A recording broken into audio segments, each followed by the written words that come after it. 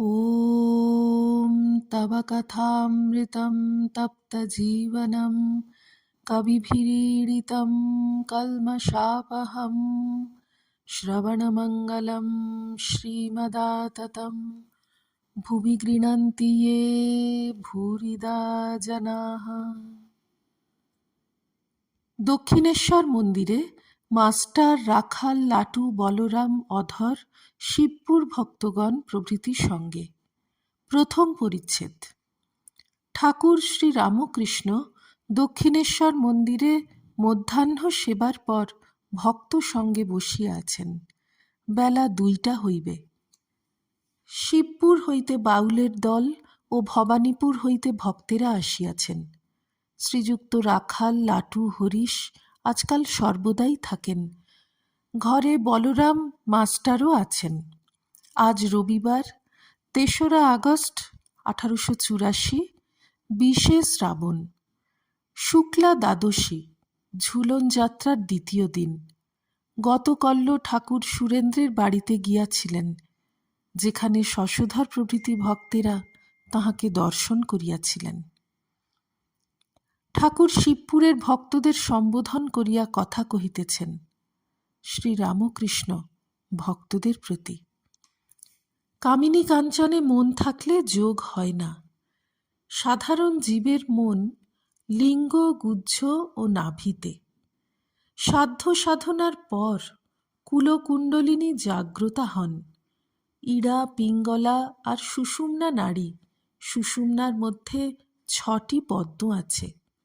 সর্বনিচে মূলাধার, তারপর স্বাধিষ্ঠান, মণিপুর, অনাহত, বিশুদ্ধ ও আজ্ঞা। এইগুলিকে ষটচক্র বলে। কুলকুণ্ডলিনী জাগ্রতা হলে মূলাধার, স্বাধিষ্ঠান, মণিপুর এইসব পদ্ম ক্রমে পার হয়ে হৃদয় মধ্যে অনাহত পদ্ম সেইখানে এসে অবস্থান করে। তখন লিঙ্গ, গুহ্য, নাভি থেকে মন সরে গিয়ে চৈতন্য হয় আর জ্যোতি দর্শন হয়। সাধক অবাক হয়ে জ্যোতি দেখে আর বলে, এ কি, এ কি? ষটচক্র ভেদ হলে কুণ্ডলিনী সহস্রার পদ্মে গিয়ে মিলিত হন। কুণ্ডলিনী সেখানে গেলে সমাধি হয়। বেদ মতে এসব চক্রকে ভূমি বলে। সপ্তভূমি, হৃদয় 4র্থ ভূমি, অনাহত পদ্ম দ্বাদশ দল, বিশুদ্ধ চক্র 5ম ভূমি। এখানে মন উঠলে কেবল ঈশ্বর কথা বলতে আর শুনতে প্রাণ ব্যাকুল হয়। এ চক্রের স্থান কণ্ঠ, ষোড়শ দল পদ্ম। যার এই চক্রে মন এসেছে তার সামনে বিষয় কথা, কামিনী কাঞ্চনের কথা হলে ভারী কষ্ট হয়। ওরূপ কথা শুনলে সে সেখান থেকে উঠে যায়। তারপর ষষ্ঠ ভূমি, আজ্ঞাচক্র, দ্বিদল পদ্ম। এখানে কুলকুণ্ডলিনী এলে ঈশ্বরের রূপ দর্শন হয়, কিন্তু একটু আড়াল থাকে। যেমন লণ্ঠনের ভিতর আলো, মনে হয় আলো ছুঁলাম, কিন্তু কাঁচ ব্যবধান আছে বলে ছোঁয়া যায় না। তারপর সপ্তম ভূমি, সহস্রার পদ্ম। সেখানে কুণ্ডলিনী গেলে সমাধি হয়। সহস্রারে সচ্চিদানন্দ শিব আছেন, তিনি শক্তির সহিত মিলিত হন। শিব শক্তির মিলন। সহস্রারে মন এসে সমাধিস্থ হয়ে আর বাহ্য থাকে না। সে আর দেহ রক্ষা করতে পারে না। মুখে দুধ দিলে দুধ গড়িয়ে যায়। এ অবস্থায় থাকলে 21 দিনে মৃত্যু হয়। কালাপানিতে গেলে জাহাজ আর ফেরে না। ঈশ্বরকোটি, অবতারাদি এই সমাধি অবস্থা থেকে নামতে পারে। তারা ভক্তিভক্ত নিয়ে থাকে, তাই নামতে পারে। তিনি তাদের ভিতর বিদ্যার আমি, ভক্তের আমি লোকশিক্ষার জন্য রেখে দেন। তাদের অবস্থা যেমন ষষ্ঠ ভূমি আর সপ্তভূমির মাঝখানে বাজ খেলা। সমাধির পর বিদ্যার আমি কেউ কেউ ইচ্ছা করে রেখে দেন।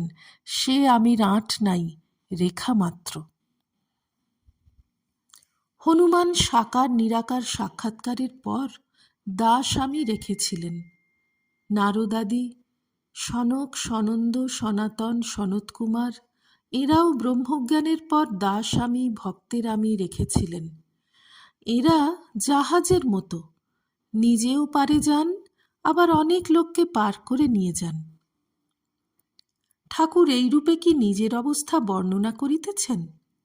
বলিতেছেন, পরমহংস নিরাকারবাদী আবার সাকারবাদী। নিরাকারবাদী যেমন ত্রৈলঙ্গ স্বামী, এরা আপ্তসারা, নিজের হলেই হল। ব্রহ্মজ্ঞানের পরও যারা সাকারবাদী, তারা লোকশিক্ষার জন্য ভক্তি নিয়ে থাকে। যেমন কুম্ভ পরিপূর্ণ হল, অন্য পাত্রে জল ঢালাঢালি করছে। এরা যেসব সাধনা করে ভগবানকে লাভ করেছে, সেই সকল কথা লোকশিক্ষার জন্য বলে, তাদের হিতের জন্য। জলপানের জন্য অনেক কষ্টে কূপ খনন করলে ঝুড়ি কোদাল লয়ে কূপ হয়ে গেল। কেউ কেউ কোদাল আর যন্ত্র কূপের ভিতরেই ফেলে দেয়, আর কি দরকার। কিন্তু কেউ কেউ কাঁধে ফেলে রাখে, পরের উপকার হবে বলে। কেউ আম লুকিয়ে খেয়ে মুখ মুছে, কেউ অন্য লোককে দিয়ে খায়, লোকশিক্ষার জন্য আর তাকে আস্বাদন করবার জন্য। চিনি খেতে ভালোবাসি। গোপীদেরও ব্রহ্মজ্ঞান ছিল, কিন্তু তারা ব্রহ্মজ্ঞান চাইত না। তারা কেউ বাৎসল্যভাবে, কেউ সখ্যভাবে, কেউ মধুরভাবে, কেউ দাসীভাবে ঈশ্বরকে সম্ভোগ করতে চাইত। শিবপুরের ভক্তেরা গোপীযন্ত্র লইয়া গান করিতেছেন। প্রথম গানে বলিতেছেন, আমরা পাপী, আমাদের উদ্ধার করো। শ্রীরামকৃষ্ণ ভক্তদের প্রতি, ভয় দেখিয়ে ভয় পেয়ে ভজনা প্রবর্তকের ভাব। তাকে লাভ করার জন্য গান গাও, আনন্দের গান। রাখালের প্রতি, নবীন নিয়োগীর বাড়িতে সেদিন কেমন গান করছিল, হরিনাম মদিরায় মত্ত হও। কেবল অশান্তির কথা ভালো নয়, তাকে লয়ে আনন্দ, তাকে লয়ে মাতোয়ারা হওয়া। শিবপুরের ভক্ত, আজ্ঞা, আপনার গান একটি হবে না? শ্রীরামকৃষ্ণ, আমি কি গাইব? আচ্ছা, যখন হবে গাইব। কিয়ৎক্ষণ পরে ঠাকুর গান গাহিতেছেন, গাইবার সময় ঊর্ধ্বদৃষ্টি। গান, কৌপিন দাও কাঙাল বেশে, ব্রজে যাই হে ভারতী। গান, গৌর প্রেমের ঢেউ লেগেছে গায়ে। গান, দেখসে আয় গৌর বরণ রূপখানি গো সজনী, আলতাগোলা দুধের ছানা মাখা গোড়ার গায়ে, দেখে ভাবে হৃদয় হয়। কারিগর ভাঙড়, মিস্ত্রি বৃষভানু নন্দিনী। গান, ডুব ডুব ডুব রূপসাগরে আমার মন। গৌরাঙ্গের নামের পর ঠাকুর মার নাম করিতেছেন। শ্যামা ধন কি সবাই পায়, অবোধ মন বোঝে না একই দায়। গান, মজল আমার মন ভ্রমরা শ্যামাপদ নীলকমলে। গান, শ্যামা মা কি কল করেছে, কালী মা কি কল করেছে, 14 পোয়া কলের ভিতরই কত রঙ্গ দেখাতেছে। আপনি থাকি কলের ভিতরই, কল ঘুরায় ধরে কল ডুরি, কল বলে আপনি ঘুরি, জানে না কে ঘুরাতেছে। যে কলে জেনেছে তারে, কল হতে হবে না তারে, কোনো কলের ভক্তি ডোরে আপনি শ্যামা বাঁধা আছে। দ্বিতীয় পরিচ্ছেদ। এই গান গাহিতে গাহিতে ঠাকুর সমাধিস্থ হইলেন। ভক্তেরা সকলে নিস্তব্ধ হইয়া দর্শন করিতেছেন। কিয়ৎক্ষণ পরে কিঞ্চিৎ প্রকৃতিস্থ হইয়া মার সঙ্গে কথা কহিতেছেন। মা, উপর থেকে এইখানে নেমে এসো, কি জ্বালাও, চুপ করে বসো। মা, যার যা আছে তাই তো হবে, আমি আর এদের কি বলবো, বিবেক বৈরাগ্য না হলে কিছু হয় না। বৈরাগ্য অনেক প্রকার। একরকম আছে মর্কট বৈরাগ্য, সংসারের জ্বালায় জ্বলে বৈরাগ্য, সে বৈরাগ্য বেশি দিন থাকে না। আর ঠিক ঠিক বৈরাগ্য, সব আছে, কিছুর অভাব নাই, অথচ সব মিথ্যাবোধ। বৈরাগ্য একেবারে হয় না, সময় না হলে হয় না, তবে একটি কথা আছে, শুনে রাখা ভালো।